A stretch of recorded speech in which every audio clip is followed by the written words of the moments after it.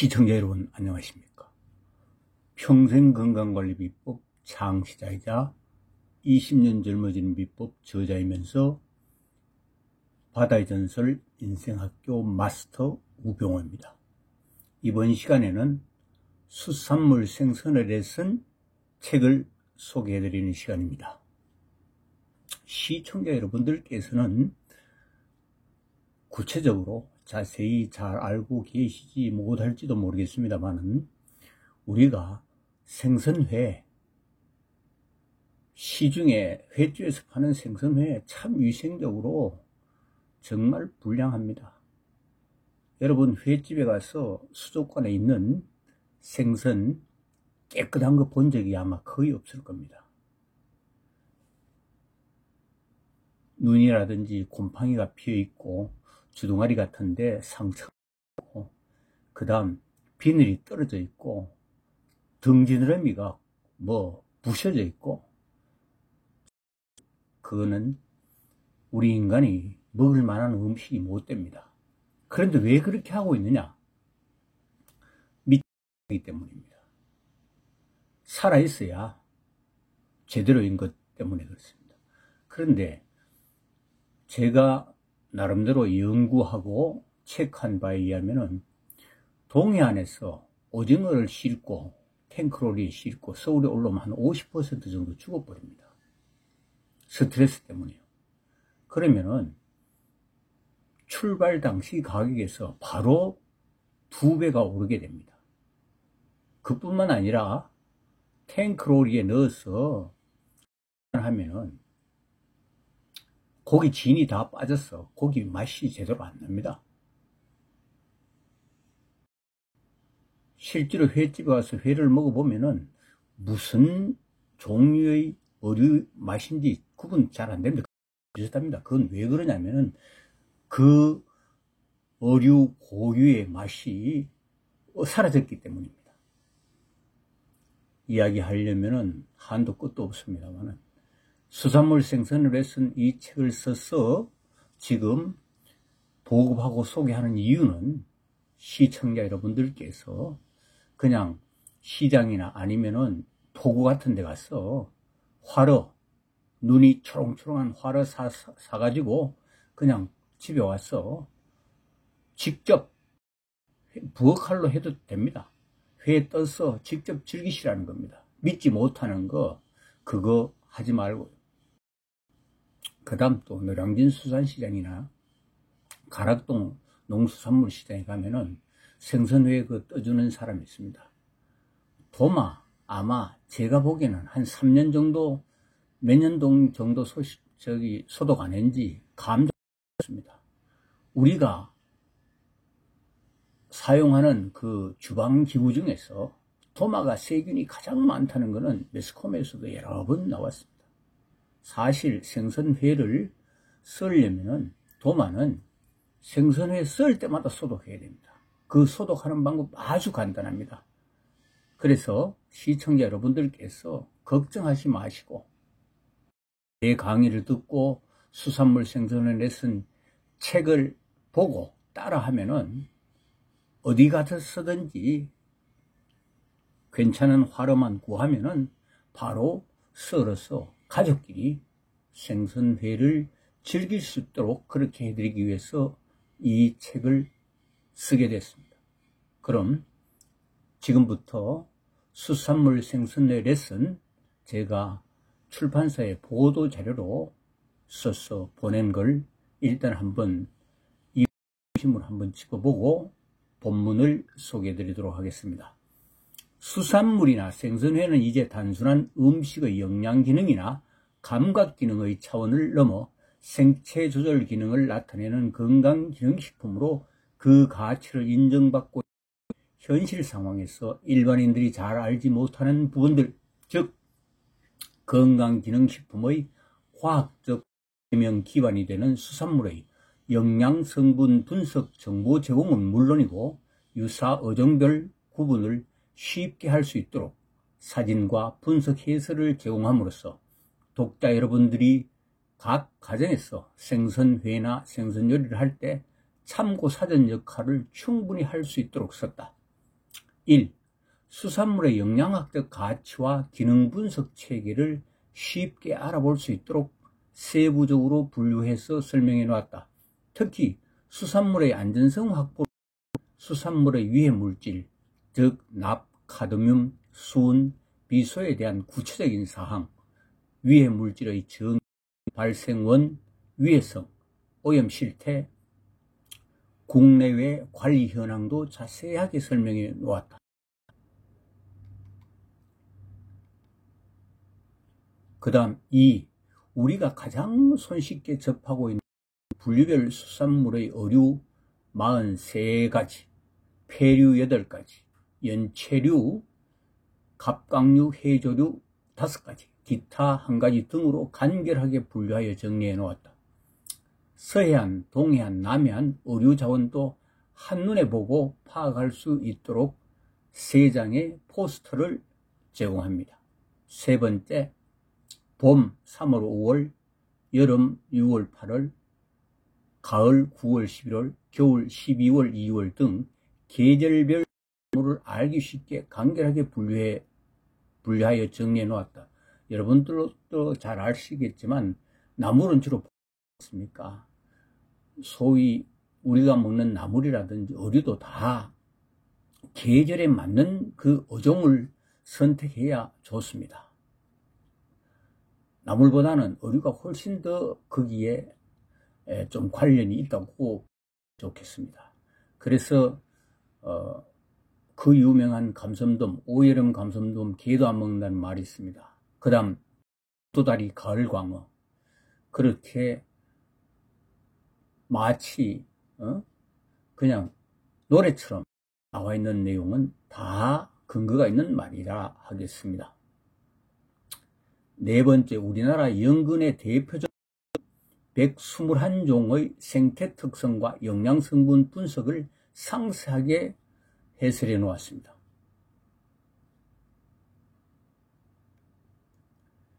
어류 각 부분 명칭을 연골 어류, 견골 어류로 분류하여 그림 도면으로 자세히 설명해 놓았습니다.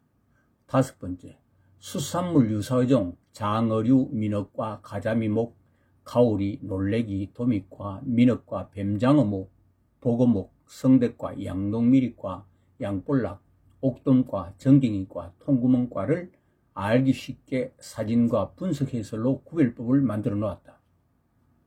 앞에 가자미목 일부 사진입니다. 맨 앞에 있는 게 넙치입니다. 우리가 보통 시중에서 가장 많이 알려진 광어입니다. 광어라는 말은 어류사전에 나오지 않습니다. 우리가 통상 불러서 그 정신이 넙치입니다.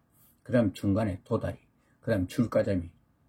가자미 종류가 대충 한 10몇 가지 정도 될 겁니다. 우리나라에 나는 것.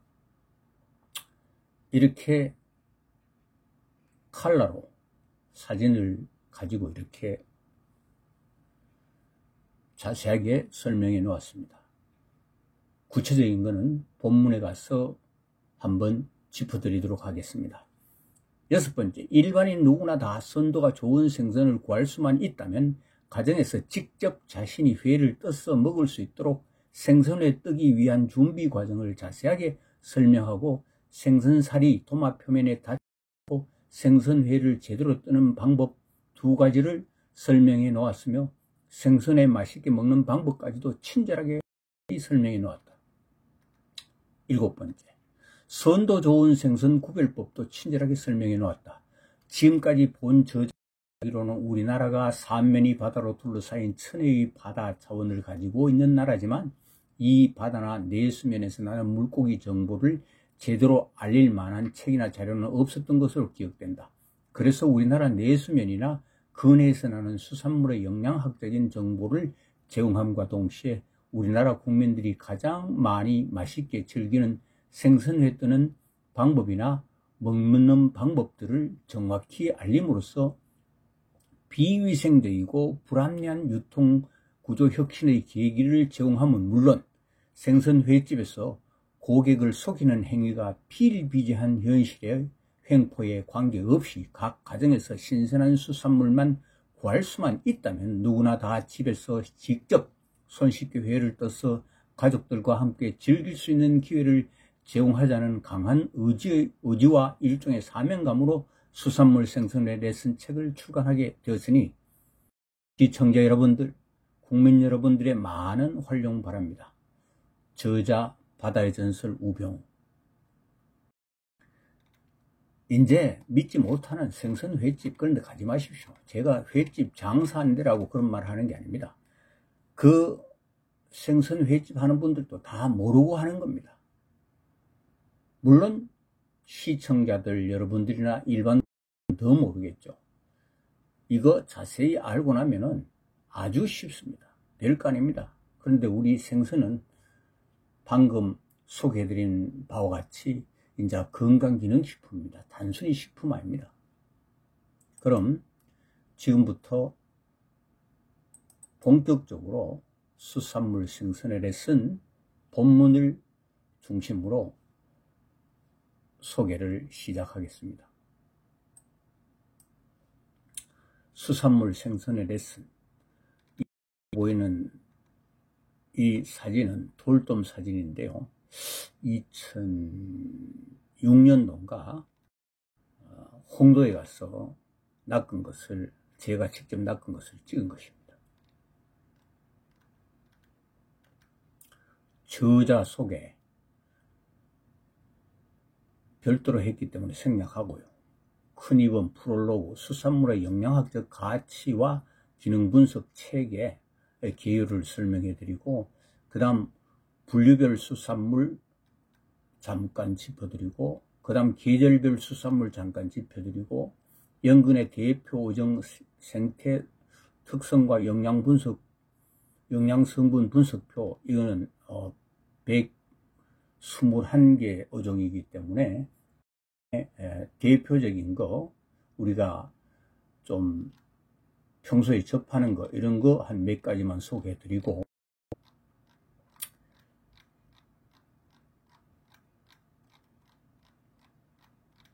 그 다음 수산물 구별하기 어려운 게 애매한 거 있습니다. 이거 좀 비교적 자세히 짚어드리고, 그 다음 생선, 이쪽은 매우 중요하기 때문에 생선의 기원과 역사, 생선의 맛과 고기 질의 관계는, 생선회 뜨는 방법을 연구하게 된 동기와 이유, 생선회 제대로 뜨는 방법, 생선회 맛있게 먹는 방법, 화로유통 구조의 문제와 혁신 방안, 우리나라 생선 횟집의 문제점과 해결 방안, 신선한 생선 방법, 이렇게 해서 에필로그까지 소개해 드리도록 하겠습니다.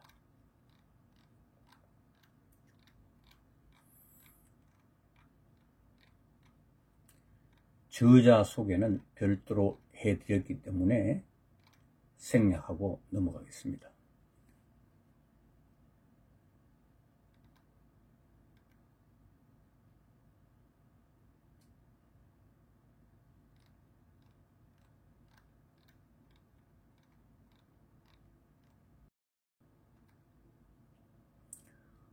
프롤로그는 한번 읽고 넘어가겠습니다. 30년이 넘는 동안 주로 혼자 무인도 바다 낚시 여행을 다니면서 어종별 바다 낚시 테크닉의 고수들은 심심찮게 봐왔다. 이를 한국의 대표적 낚시 어종인 감섬돔을 비롯하여 돌돔, 뱅에돔, 참돔, 농어, 숭어에 이르기까지 다양한 어종의 낚시 고수들, 주로 해당 어종이 많이 나는 지역과 낚시 기법에 따라 다양하게 분포되어 있다고 할 수 있다. 예를 들자면 감섬돔은 거의 전국에 걸쳐서 낚시 고수들이 분포되어 있으나, 돌돔은 남해안 지역 출신이나 수도권 출신, 내륙의 대도시 출신 또는 제주권에 많으며, 뱅에돔은 단연 제주 현지인들이 압도적으로 많은 편이며, 참돔이나 농어도 비슷한 현상일 것으로 짐작된다. 그러나 숭어는 단연 강화 출신이 낚시 기법도 특징이 있을 뿐만이 아니라 압도적으로 많은 것으로 현장 경험을 통해서 보고 들어서 알게 되었다. 수많은 현장 경험을 통해서 늘 아쉬운 마음이 자리한 이유는, 낚시에 대하여 누가 어디서 몇 cm짜리 대물을 낚았다고 후일담을 늘어놓는 광경은 어렵지 않게 들을 수 있으나, 생선회를 과학적이고 위생적으로 뜨고 회 문화를 발전시키는 데 관심을 갖고 연구를 하고 있는 사람을 하기도 한 사람도 보진 못했다는 것이다. 도대체 왜 이 지구상에서 가장 좋은 음식인 이 생선회에 대해 잘못된 인식과 소중함을 일깨워주는 일은 아무도 하고 있지 않느냐는 사실에 늘 의문을 가지게 되었고, 그렇다면 내가 직접 나설 수밖에 없지 않느냐는 사명감으로 느끼면서 아쉬운 마음을 달래고 안타까운 현실을 타개해보기 위해 연구를 시작하게 되었다. 저자는 생선의 연구를 바다 현장을 누비며 20년 전부터 본격적으로 해왔고, 약 10여 년 전부터 수족관에 들어있던 화로는 사람이 먹을 만한 고기가 먹지 맙시다라는 캠페인도 전개해왔다. 본 저자가 말하고자 하는 생선회는 자연산이냐 양식산이냐 하는 근시안적이고 소심한 개념의 표현이 아니다. 자연산이 좋은지 양식산이 좋은지는 독자 여러분이 알아서 판단할 일이다. 다만 여기서 생선회를 말하는 것은 본 저자가 무인도 섬이나 바다에 가서 직접 내 손으로 낚아서 내 손으로 회를 뜨면서 연구한 것들을 위주로 경험 철학의 바탕 위에서 말하는 것이라 보면 거의 틀림이 없을 것이다.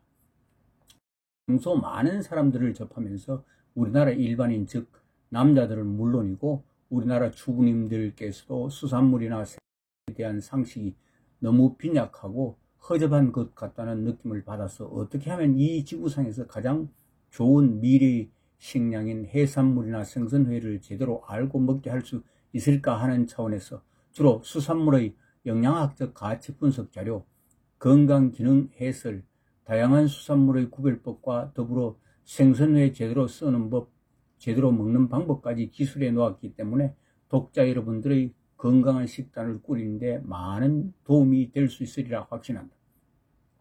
그래서 결국 말하면 이 수산물 생선회 레슨 책을 통해서 우리나라 어류의 유통구조가 혁신적으로 바뀌고 우리나라 회 문화 즉 과학이고 위생적이면서 일반 사람들에게 수산물의 영양학적인 가치가 각자의 건강을 증진시키고 사실을 향상시키는 데 중요한 지식 정보로서 실질적으로 일조할 수 있기를 기대한다. 일종의 시대적 감으로 쓴 이 수산물 생선회 레슨 책이 많이 활용되어 독자 여러분들 아니 국민 여러분이나 세계 우리 인류의 건강을 획기적으로 증진시키는 확실한 계기가 될 수 있기를 간절히 바랄 뿐이다. 2013년 3월 저자 바다의 전설. 사실 이 책은 2009년도에 썼습니다. 출간하기를 이때 이제 하게 됐죠. 출간은 몇 년 전에 했는데 수산물의 영양학적 가치와 기능 분석 체계. 여기는 수산물 성분표 소개 이것만 읽어보고 그 다음은 시청자 여러분들께서 한번 읽어보시기 바랍니다. 수산물 성분표에 소개되어 있는 식품은 영양기능 1차 감각기능 2차 기능이라는 두 가지 가치관에서 논의되어 왔으나 최근에는 식품 중의 특정 성분들이 생체 조절 기능, 즉 3차 기능을 나타낸다는 사실들이 속속 알려지고 있어 이러한 성분들을 함유한 식품이 기능성 식품으로 각광을 받게 되었다. 따라서 이에 대한 연구가 선진 여러 나라에서도 활발히 추진되고 있다. 근년 국민 식생활 패턴의 변화와 건강에 대한 관심이 높아짐에 따라 수산물도 이제는 단순한 동물성 단백질 공급원으로서의 가치를 넘어 건강기능성 식품으로서 과학적 해명이 절실히 요구된다. 이에 부응하여 우리 국립수산과학원에서는 제가 이 자료를 국립수산과학원에서 자료를 비교적 구해서 했는 겁니다. 그래서 국립수산과학원에서는 우리나라 주요 373종과 가공품 54종에 대한 일반 성분, 무기질 및 비타민 함량을 그리고 주요 185종에 대한 아미노산 조정을 170종에 대한 지방산 조성을 분석하여 수록한 제2판 한국수산물 성분표를 발간하였다. 이게 2009년도에 발간하였는 거다. 본 성분표가 식품 영양학적 및 기능성 연구를 위한 기초자료가 되고 또한 산업체와 가정의 차림표 작성에 많은 참조가 될 수 있기를 바란다. 이렇게 됐어요. 이제는 생선이 그냥 식품 아닙니다. 건강기능식품 중에서도 건강기능식품입니다.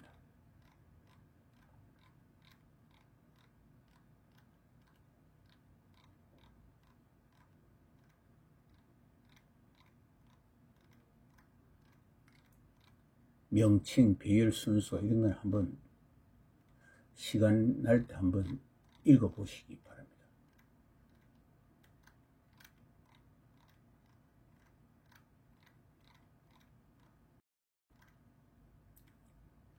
생선에는 단백질, 지방산 제일 많이 들어있습니다. 우리가 보통 말하는 오메가3도 다 지방산을 일컫는 말이라고 할 수 있습니다. 그 다음 최근에 가장 이슈화되고 있는 게 셀레늄이라고 할 수 있겠습니다.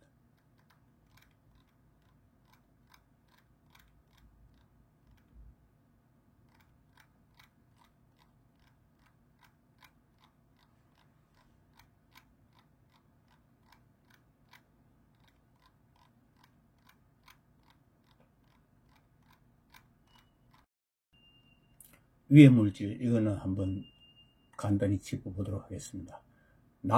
납이란 금속 중에서 가장 비중이 물질이며 BC 1500년경부터 인류에 의해 사용되어진 가장 역사가 긴 중금속 중의 하나이며 지구의 표층에 비교적 풍부하다. 납은 주기율표 제14족에 속하는 탄소족 원소로 자연 속에는 주로 아연광의 황화물, 황산, 연광, 흑연광 등의 광물로 존재한다. 각 지각 중 납의 평균 함유량은 13mg, 그러니까 1kg당 13mg이며 토양 중에는 비교적 미량 존재한다. 또한 하천수 중에는 저질, 공장, 광산폐수 등에 의해 용존되어 있다. 납은 부드럽고 매우 수능성이 뛰어나고 유연하여 가공이 쉬울 뿐만 아니라 색깔 조성이 잘 된다는 이점이 있어 축전, 열기, 탄약, 배관, 스크린의 빛 반사 방지, 추석을 주 재료로 한 용접 합금, 페인트 안료, 도자기 유약, 포장지, 화장품, 학용품 등 산업계에서 다양하게 이용해서 항상 주목되어지는 유해 금속이다. 특히 여성분들은 화장품 많이 쓰죠. 납 들어 있습니다. 참고로 알아두십시오. 이 지구상에서 가장 좋은 화장품, 깨끗한 물입니다. 어떤 화장품도 이 깨끗한 물을 능가할 수 없습니다. 납은 자연계에 존재하는 기본적 원소로 이거는 한번 읽어보십시오. 유해성. 납 중독은 급성 중독은 거의 없고 대부분 만성 중독입니다. 오염 실태 이것도 한번 읽어보시기로 하고요. 국내외 관리 현황 이런 것도 읽어보도록 하시고 그 다음 카드뮴 이것도 읽어보시기 바랍니다. 발생원, 유해성, 국내외 현황, 그 다음에 수은 이것도 한번 읽어보시기 바랍니다. 결론적으로 말씀드리면은 아직 우리나라 근해에서 나는 생선 쪽에는 이 중금속이라든지 이런 거에 오염된 내용이 거의 없습니다. 기준치 이하입니다.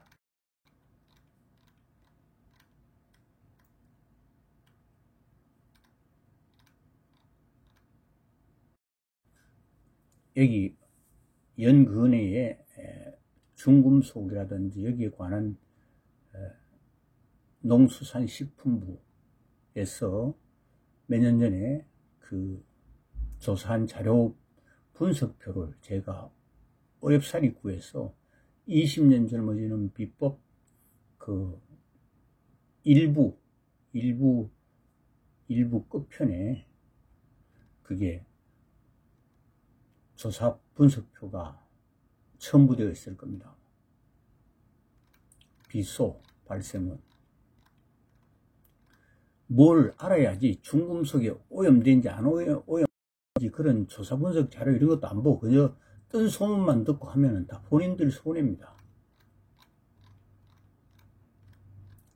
중금속 오염에 관한 거는 대략 이 정도로 하고요. 그 다음 분류별 수산물, 어류,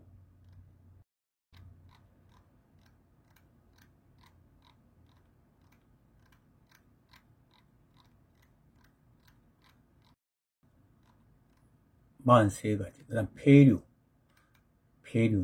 주로 뭐 조개류라고 보시면 되겠습니다. 백합목, 돌조개목, 새조개과, 조개 종류 대충 한 8가지 정도 되겠습니다.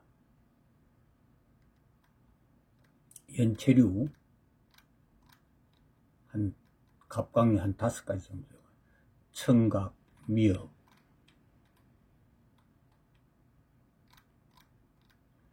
기타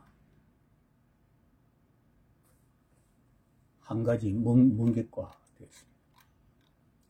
서해안 어류자원, 이거 포스터만 보면 서해안에 무슨 고기가 나는지 다 알 수 있습니다. 포스터. 동해안, 이것도 딱 보면은 동해안 어류자원 나옵니다. 그 다음 남해안 보면 딱 나옵니다. 그러니까 남해안에 뭐 나는지 이 포스터만 자세히 이렇게 한번 훑어보면은 뭐가 나는지 충분하게 알 수 있겠습니다. 그 다음 계절별 수산물, 이거는 한번 짚어드리겠습니다. 봄 3월에서 5월에 나는 거, 하수돔, 농어목, 이거 좀 드뭅니다. 가자미과, 봄도다리, 가을강어라고 말씀드렸습니다. 가자미과는 거의 다 봄이라고 보시면 되겠습니다. 멸치과 주로 4월 정도입니다. 청어, 망둥어, 고등어, 균치, 도미, 참돔은 주로 추자, 제주권에 5월 초순에 올라온다고 보시면 됩니다. 그러니까 보통 참돔은 여기에 봄철 고기로 알려져 있지만 실제 참돔은 봄철에서 여름으로 넘어가는데도 되고 이렇기 때문에 한여름 빼고는 뭐 거의 별 문제 없다 이렇게 보시면 되겠습니다. 청어과 키조개, 홍어도 봄철 고기입니다. 여름 갯장어, 서해안에 가면은 여름에 갯장어밖에 취급 안 하더라고요. 농어, 붕장어, 멍게, 쥐치, 참서대, 이거 다 여름. 가을고기, 갈치. 가을치고 갈치는 좀 늦가을에 난다고 볼 수 있겠습니다. 고등어는 봄도 되고 가을도 되고, 문어, 멸치도 봄멸치, 가을멸치. 그런데 좀 특징이 있습니다. 문어, 뱀장어, 농어, 숭어, 청어, 이게 다 가을고기가 되겠습니다. 겨울고기, 까나리, 돌조개, 넙치. 그래서 봄도다리, 가을광어라고 그러는데 이 넙치는 가을에서부터 시작해야 겨울까지인데 진짜 오리지널은 겨울이다 이런 얘기가 되겠습니다. 문어, 미역도 겨울입니다. 새조개, 숭어도 겨울이고,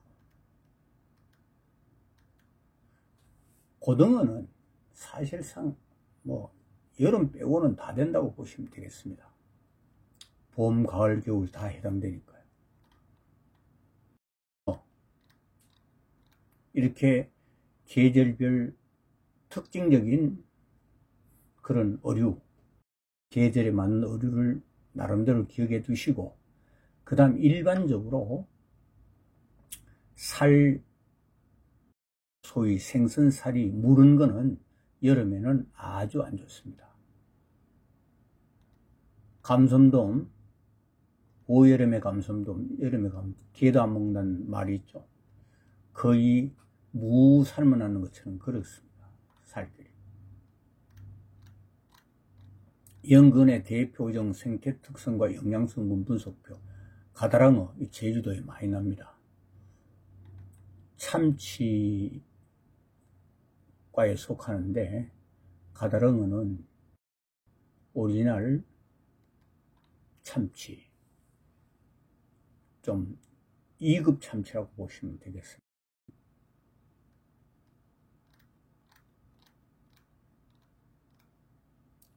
이렇게 영양 분석 아주 확실하게 세밀하게 되어 있습니다. 갈가자미, 이 서남에 다 납니다. 동해에는 갈가자미 잘 안 납니다. 거의. 그 다음에 갈정갱이, 정갱이는 뭐 거의 전국적으로 분포되어 있습니다. 이렇게 고기를 볼 경우에 사전처럼, 백과사전처럼 이렇게 찾아보시면 되겠습니다. 칼치, 이렇게 해서 쭉 121, 갈파래, 감섬돔,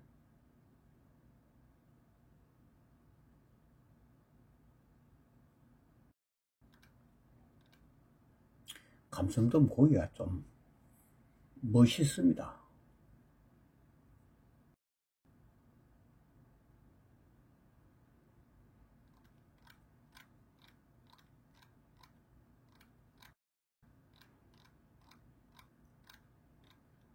강남돔 이거 보기가 좋은데 제주도에는 간혹 납니다. 낚아본 적도 있습니다.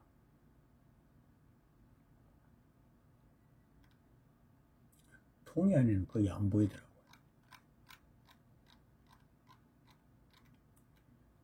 개볼락,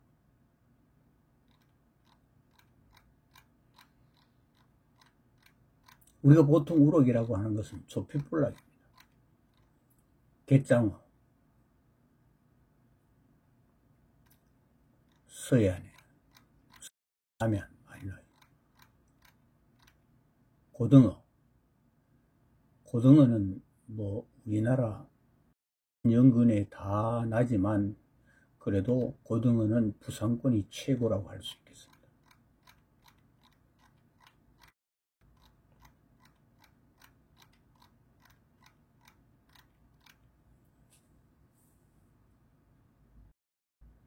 김은 뭐 우리나라 서남면, 서쪽도 좀 많이 남쪽으로 내려가는 서남에 까나리, 까치복,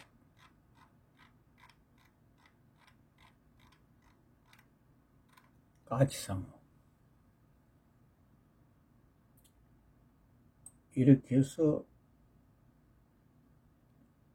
쭉 우리나라 연근에서 나오는 121개 에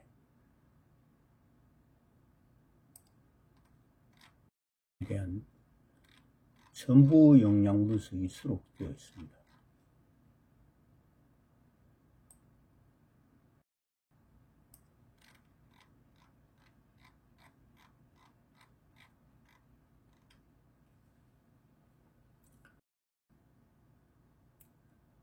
홍치,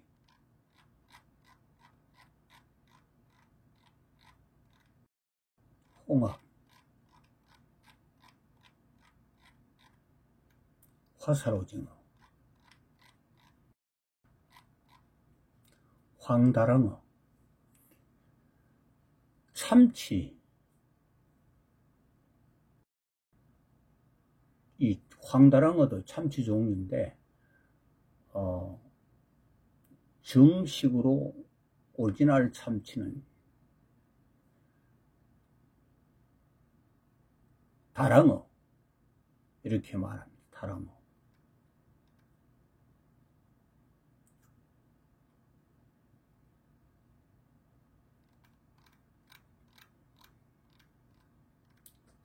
즉 참다랑어, 가다랑어, 그 다음에 황다랑어, 참다랑어, 가다랑어, 황다랑어, 참다랑어, 오리지널 참치, 가다랑어, 소위 줄 쭉쭉 낳는 거 맨 처음에 그 사진에서 봤는 가다랑어, 그 되겠습니다. 맛은 오리지널 참다랑어가 맛이 가장 좋죠. 영양성분도 분포도 상당히 합니다. 가다랑어도 영양성분 매우 풍부합니다. 황돔, 참돔에는 참돔, 오리지널 참돔, 그 다음 황돔, 북돔 이렇게 있습니다. 이 황돔, 이 좀 금빛이 나죠. 북돔은 좀 여기 무늬, 즉 비늘에 붉은 빛이 좀 납니다. 황새치, 황아귀, 아귀도 종류가 몇 가지 됩니다. 황귤돔, 어류의 각 부분 명칭입니다. 이 연골 어류, 연골 어류,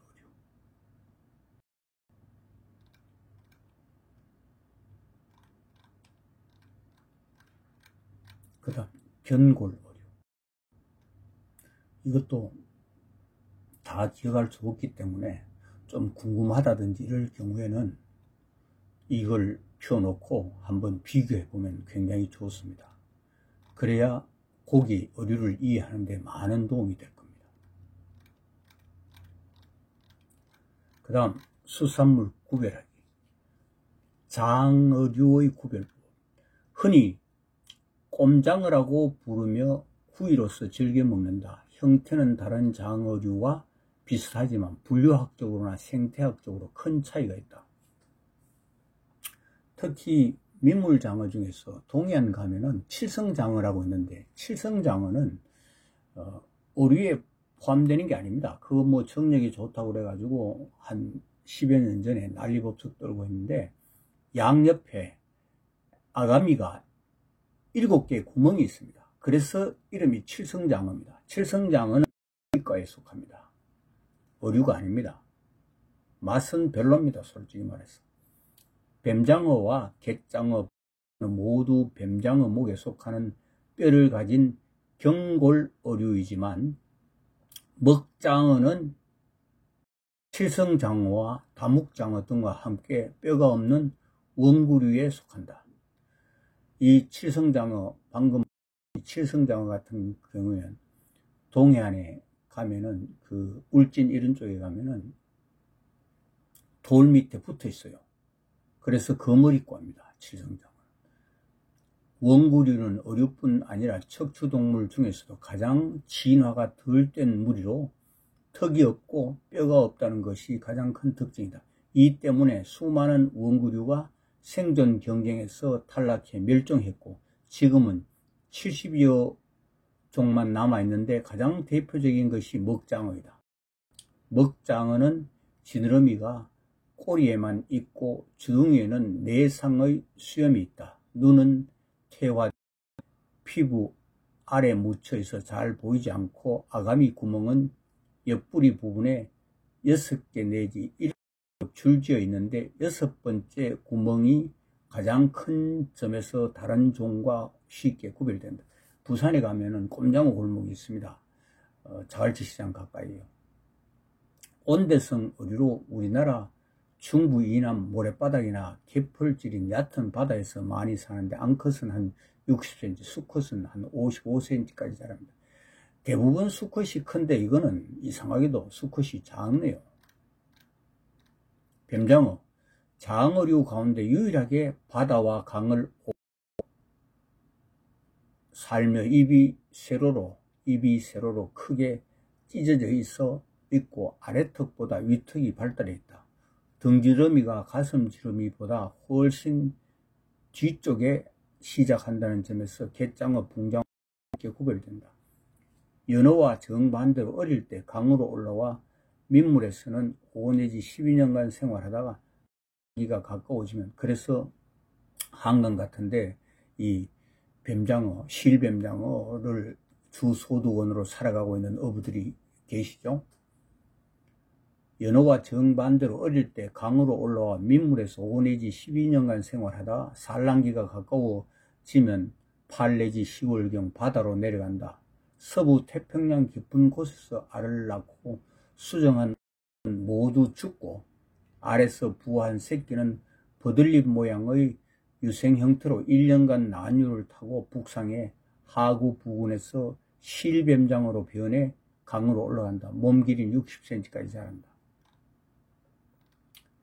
갯장어, 위턱이 아래턱보다 약간 앞쪽으로 튀어나와 있으며 양턱에는 두세 줄로 된 이빨이 있고 특히 앞쪽에는 억세고 긴 송곳니가 있다.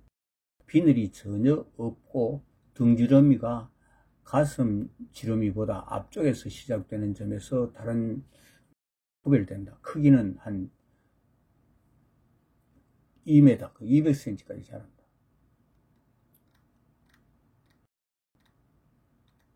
붕장어, 뱀장어와 흡사하게 닮았지만 등지름이는 가슴 지름이 부분보다 약간 앞쪽에 시작하고 옆줄 구멍이 뚜렷하고 흰색이며 옆줄 위에 한 줄의 흰색 점이 드문드문 박혀 있으며 머리의 눈 뒷부분에도 흰색 점이 흩어져 있는 점에서 다른 종과 다르다. 색깔이 좀 말하자면 옅은 회색, 이런 흰색이라고 보면 돼요. 특히 배 부분은 상당히 흰색입니다. 붕장어. 민어과류 구별법. 과가 이게 많습니다. 참조기, 부세, 민어, 보구치 등 이들 어류는 모두 민어과에 속하기 때문에 생긴 비슷비슷해 구별하기가 쉽지 않다. 민어과 어류 중 가장 큰 물고기 90cm까지 자라기 때문에 참조기보다 3 내지 4배 정도 크다. 몸은 다소 길쭉한 편이며 주둥이는 둔하고 아래턱은 위턱보다 약간 짧다. 아래턱의 봉합부 부분에 4개의 매우 작은 구멍이 있고 몸의 빛깔은 등 쪽이 회청색이고 배 쪽은 연한빛이며 각 지느러미는 약간 검은색을 띠고 입 속은 회색을 띠는 점에서 조기류와는 쉽게 구별된다. 내 막내 여동생이 민어 노래를 불러요. 민어가 제일 맛있다고 그래요. 보구치.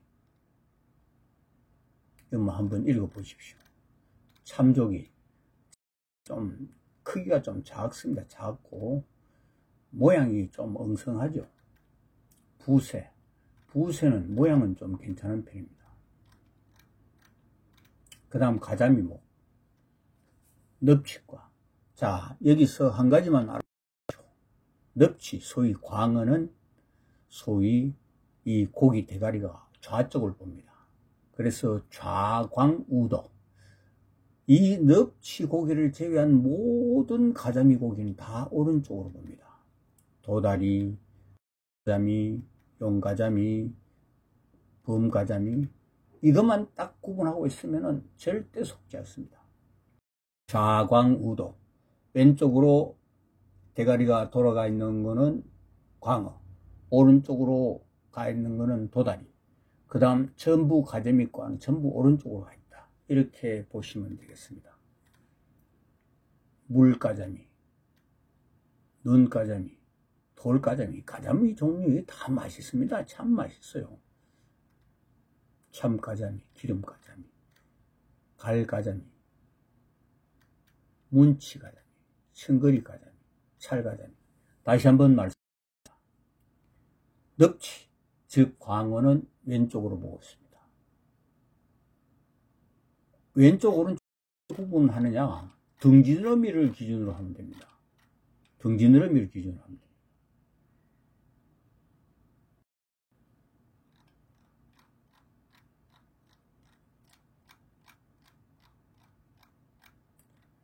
가오리 뭐 도미까 이것도 좀 복잡합니다. 노란 가오리, 흰 가오리, 홍어가 비교적 고기가 연 모양처럼 비교적 고기가 좌우 균형을 맞추고 있습니다. 목탁 가오리, 전기 가오리, 가래상어, 이거 다 가오리. 놀래미과. 우리 낚시꾼들은 낚시 가서 놀래미 낚이면 다 별로 안 좋아합니다. 놀래미 이거 별로 맛이 없어요.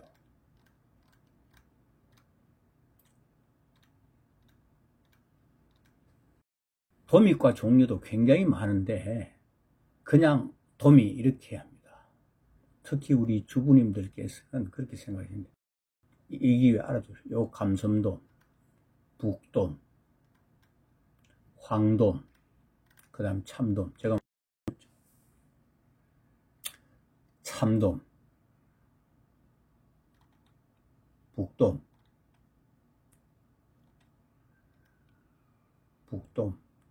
여기는 별로 붉은 색깔이 선명하게 나오지 않네요. 황돔, 이거 이 구릿빛, 소위 황돔은 상당히 색깔이 진짜 금색이 나요. 구리 금색이 나요. 상당히 색깔이 아름답습니다. 민어과 뱀장어, 보고목, 민어, 꼬마민어, 민태, 부새, 황강다리, 눈강다리, 흑조기, 수조기, 참조기, 보우치, 뱀장어, 뱀장어, 붕장어, 갯장어, 보고, 졸복, 금복, 자주복, 황복, 흰전복, 까치복. 복집에 가면 까치복이 제일 많습니다. 보통 보면. 참복은 참 드뭅니다. 성대과, 양동미리과, 양뿔락, 이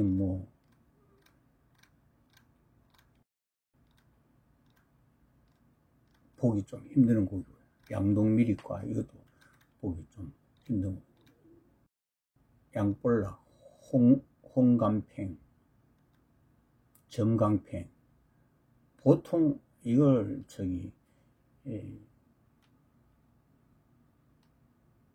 약간 사투리는 손뱅이라고 많이 부릅니다.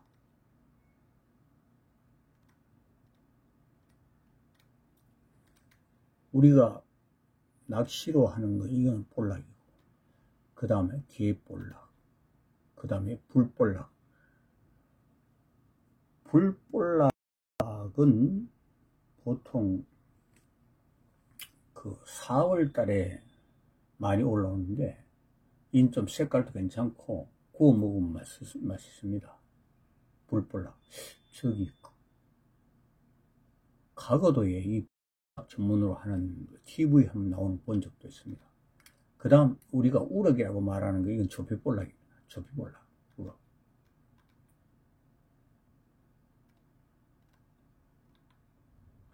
손뱅이하고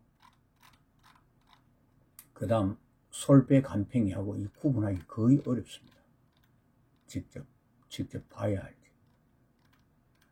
옥돔과 제주도에 나는 건데, 옥돔은 구워 먹으면 맛이 있지만 이 회맛은 별로. 황옥돔, 옥돔, 좀 위에 맛방이 좀 부숙 튀어나왔습니다.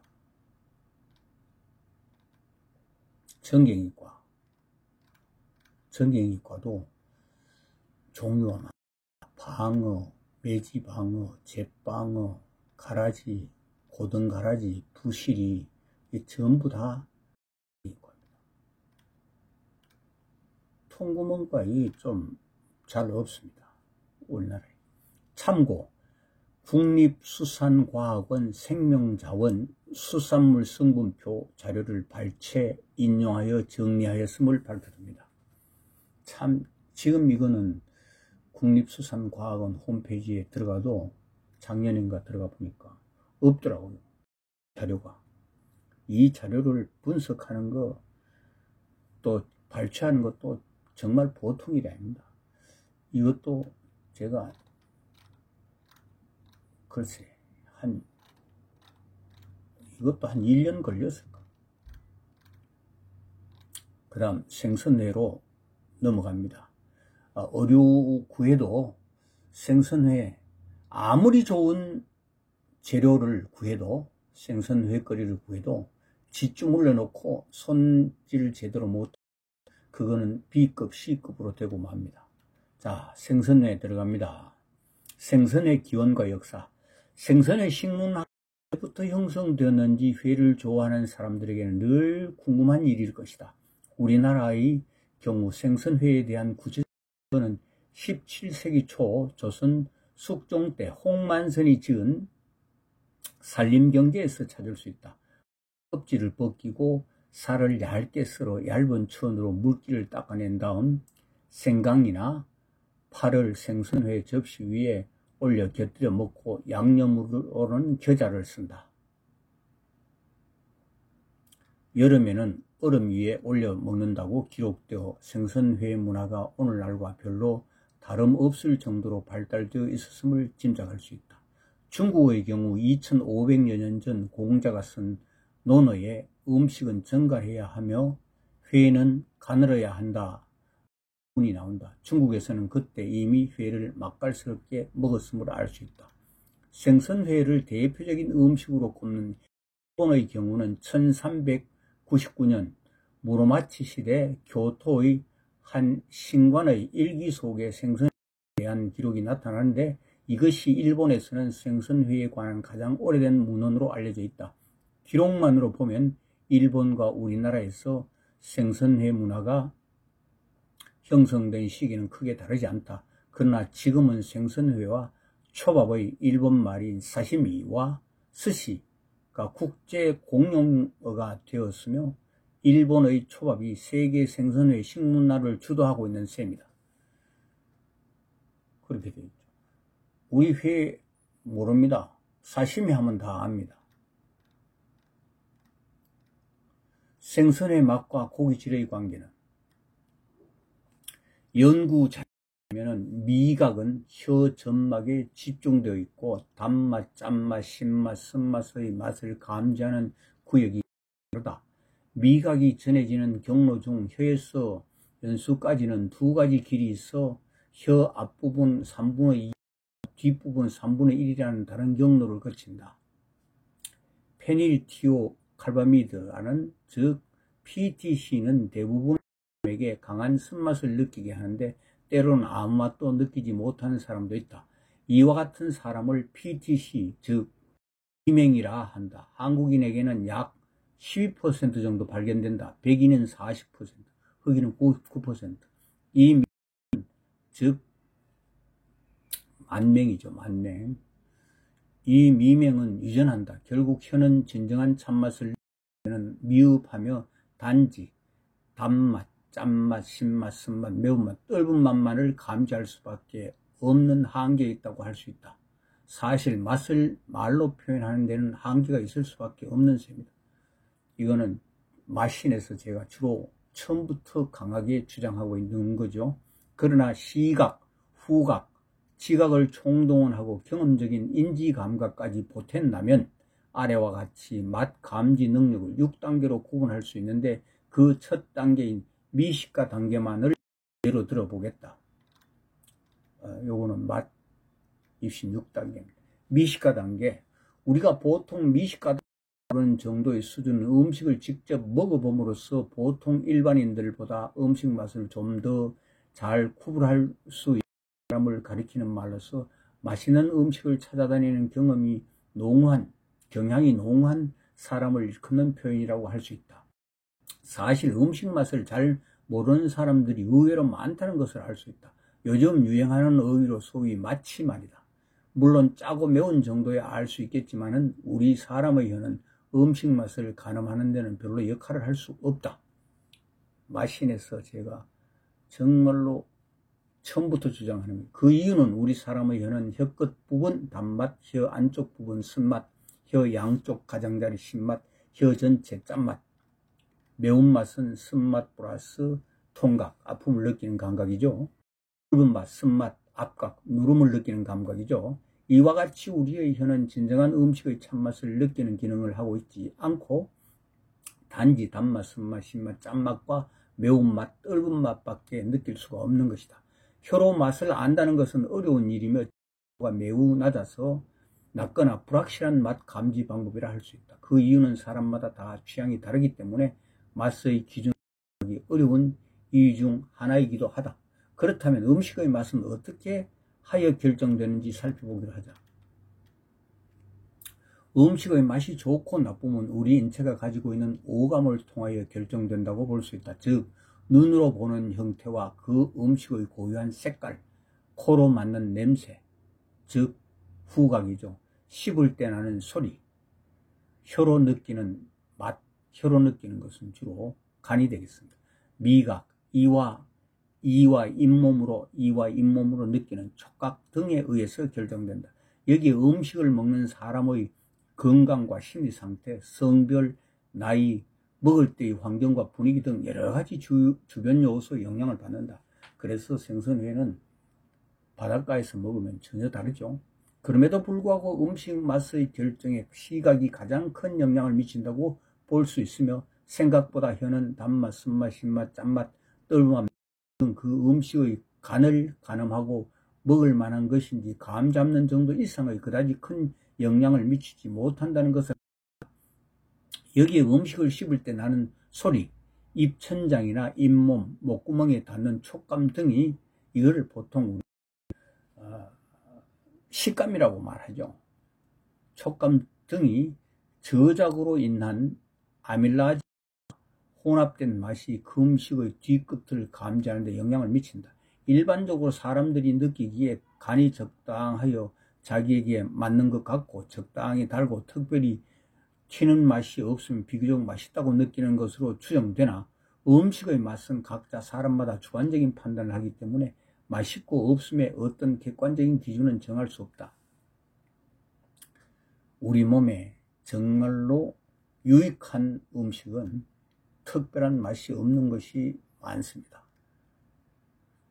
그것은 그 원재료의 맛을 그대로 낼 수 있는 게 가장 좋은 겁니다. 또한 종족의 오랜 음식의 습관적 특성이 어떠느냐가 크게 영향을 미칠 수 있을 것으로 추정된다. 이 맛 감지의 근원을 바탕으로 생선의 맛은 어떻게 느낄까? 또 의 맛과 육질은 어떤 연관성이 있는지 살펴보기로 하자. 생선회를 먹을 때 본질적으로 시각이 우선적으로 영향을 미치지만 일단 입에 넣는 순간부터 오감 중에서 촉감과 미각이 생선회의 맛의 결정에 가장 큰 영향을 미친다. 우리나라 사람들은 어릴 때부터 김치나 매운 음식들을 많이 먹어왔기 때문에 대체적으로 미각이 떨어져 있다. 다시 말해서 마취에 거의 가까운 수준까지 떨어진 사람들이 의외로 많은 것 같다. 그래서 사실상 소수의 사람들을 제외하고는 생선회의 맛을 잘 모르고 덮어놓고 몸에 좋다고 하니까 그냥 먹는 경향이 농후한 것이다. 그러다 보니까 횟집에 가서 진짜 먹을 것도 못 되는 그런 음식을 좋다고 먹고 있는 실정이죠. 앞으로는 바꾸십시오. 오랜 습관으로 정착된 일종의 성향이라고나 할까, 그냥 지레짐작으로 그렇게 느껴서 뇌에 기억된 맛, 정부라고나 할까, 그런 의미에서 생선회를 씹을 때 쫀쫀한 맛, 즉 쫄깃쫄깃한 맛을 느끼면 맛있는 회라고 생각하고 있는 것으로 추정된다. 이는 씹는 촉감으로 감지한 결과이다. 그래서 살결이 비교적 단단한 생선을 맛있는 생선회 거리로 보고 있는 것으로 보인다. 우리나라 사람들은 감섬돔, 넙치, 조피볼락, 농어 같은 흰 생선회를 맛있는 회로 보고 이들 생선회를 선호하는 경향이 있다. 그러나 이에 반하여 생선회를 좋아하는 대표적인 국민들인 일본인들은 고기 육질의 단단함은 떨어지지만 지방 함량이 많이 들어있는 참치, 방어, 고등어나 전갱이 같은 붉은 살 생선회를 좋아하며 고기 육질은 연하지만 혀로 느끼는 감칠맛이 더 많이 나는 선어회를 좋아하는 특징이다. 그래서 일본은 선어지, 일본은 화로 안 먹습니다. 우리도 완전 체제로 바꿔야 됩니다. 유통체계로. 그러면은 회값도 싸지고, 왜냐면 유통하는데 비용이 너무 많이 듭니다. 그거 다 못 믿기 때문에 나타나. 앞으로 획기적으로 바꿔야 됩니다. 그렇다면 생선의 맛은 어떻게 느끼는 것이 좋을까? 맨 먼저 회거리 고기 상태가 신선하고 상처 입은 곳이 없는 깨끗한 상태의 회거리라야 우리의 뇌가 머지럽다고 느낄 것이다. 이러한 상태가 되려면 두말할 것 없이 선어여야 상황에 맞을 것이다. 수족관에 들어있던 화로는 거의가 부패한 고기라서 사람이 먹을 음식이 못 된다. 두 번째는 고기의 이름을 정확히 알고 과거의 이름을 알고 먹었던 그 고기의 맛을 상상하게 되면서 먹는 것이 맛을 느끼는데 매우 중요하다. 세 번째는 고기를 어떻게 써느냐가 매우 중요한데, 불행하게도 우리나라 어느 횟집, 어느 곳을 불문하고 완벽에 가까울 정도로 회를 써는 곳은 단 한 곳도 보지 못했다. 여기서 특별한 한 가지 강조해둘 점은 회를 써는 칼이나 도마를 썰기 전에 반드시 소독을 한 후 썰어야 한다는 점이다. 이것을 지키는 집은 아직 단 한 곳도 보지 못했다. 고기에 따라 제대로 썰 때 생선의 살이 도마 표면에 닿지 않게 썰어야 완벽하게 위생적이라는 것이다.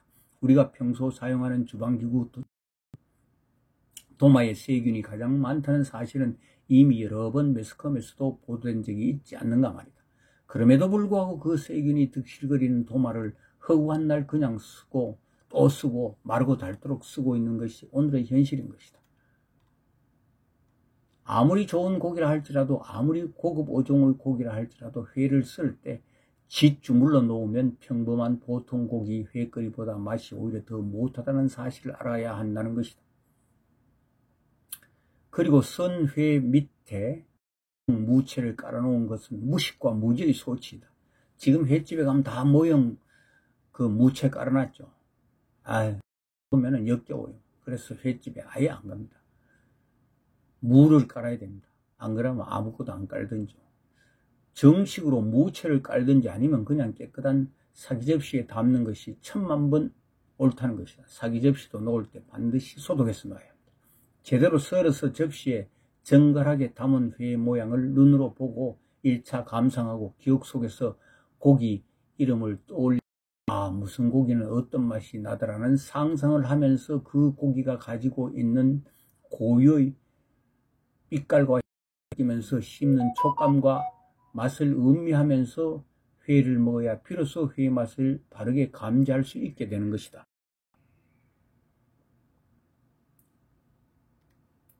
주의할 점, 회를 상추에 싸서 먹는 것은 무지의 소치이다. 그 이유는 상추가 음식 궁합도 맞지 않을 뿐더러 상추에 묻어있는 민물이 회 맛을 크게 떨어뜨리기 때문에 여름 같으면 부패 속도가 초단위로 달라집니다. 우리가 보통 횟집에 가면 거의가 상추를 내놓는데, 이 또한 횟집 주인이나 소비자가 무지하기 때문에 생긴 현상이라 짐작된다. 상추는 돼지고기와 궁합이 잘 맞는 야채이다. 그러니 우리 일반인들이 정말로 모를 정도, 아예 정말 한심한 정도이죠. 앞으로는 다 바꾸십시오. 횟집에 가 상추 주면 상추 그거 깻잎이나 갖고 오라고 그러든지 그렇게 하십시오. 깻잎도 사서 먹을 때 반드시 엎어서 깻잎 등이 위로 올라오도록 하십시오. 그 이유는 다 곰곰이 생각해보면 알게 됩니다. 세 번째, 생선 방법을 연구하게 된 동기와 이유, 이게 굉장히 중요합니다. 여러분들도 공감하실 겁니다.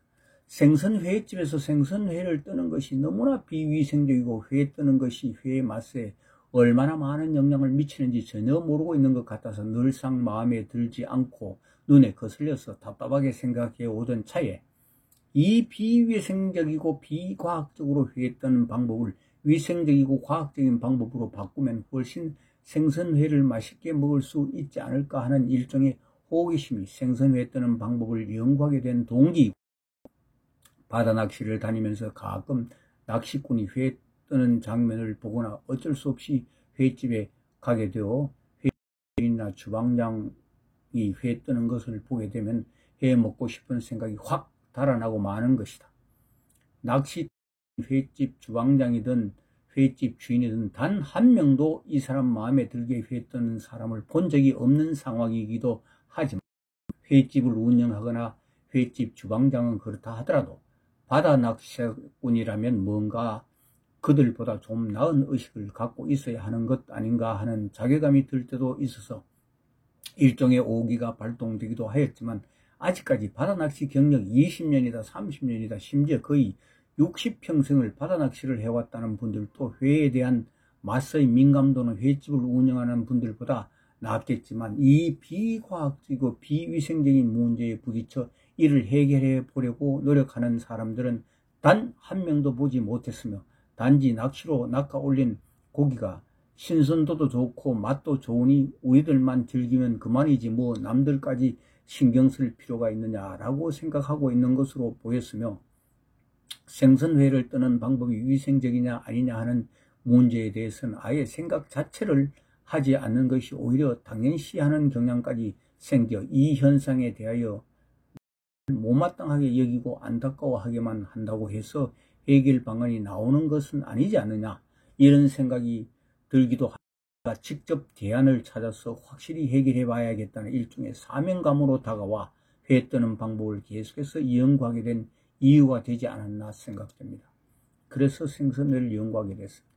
이거 한 20년 넘게 거의 30년 연구하고 했는 결론입니다. 자, 네 번째 생선회 제대로 뜨는 방법입니다. 선도가 좋은 생선, 소위 어류의 맛이 아무리 좋은 어종이라 할지라도 그 고기를 잘 다룰 줄 모르면 맛이 보통 수준인 어종을 떠먹는 것보다 오히려 못하다. 그 이유는 여러 가지로 분류해서 말씀드릴 수 있겠으나 생선을 잘 다룰 줄 모르면 아까운 생선을 버리고 만다는 뜻이 강하게 내포되어 있으며 생선회 뜨는 방법이 원재료를 구하는 행위 다음으로 중요한 부분이라 말할 수 있을 것 같습니다. 생선회 뜨기 위한 준비 과정. 우선 회 뜰 생선 겉 표면에 묻어있는 물기를 깨끗한 수건이나 위생종이로 깨끗이 닦아낸다. 절대 민물에 씻으면 안 됩니다. 여기서 특히 주의해야 할 사항은 고기를 씻어야 하는 상황이라 하더라도 민물은 절대